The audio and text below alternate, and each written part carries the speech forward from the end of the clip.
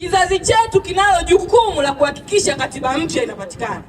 Babu zetu, kama nimemsikia mzee wangu mzee Mbeale amesema yeye ana miaka 99. Yeye alikuwepo kipindi cha kupigania uhuru. Walipigana kuwatoa wakoloni weusi, wakoloni wazungu. Lakini jukumu letu sisi vijana ni kuwatoa hawa wakoloni weusi ambao tuko nao.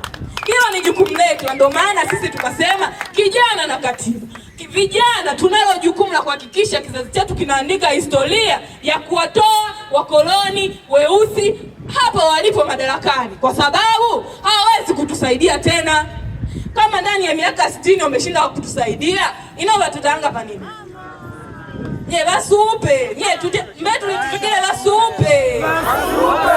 Basupe. Mimi niwashukuru sana ndugu zangu wana Ilula. Mungu awabariki sana. Tuendelee kushirikiana kupigania katiba mpya na kupigana kuhakikisha mwenyekiti wetu Tundu Lissu anaachiwa, kwa sababu ile ni sauti ya haki. Sauti ya haki ikiwa gerezani, ina maana mtawala ameiogopa, na kwa kuwa ameiogopa, sisi hatutanyamaza, tutaendelea kupiga kelele kuhakikisha mwenyekiti wetu anapatikana, anatolewa, na vijana wote tusimame kwa pamoja, tupambanie katiba mpya. People!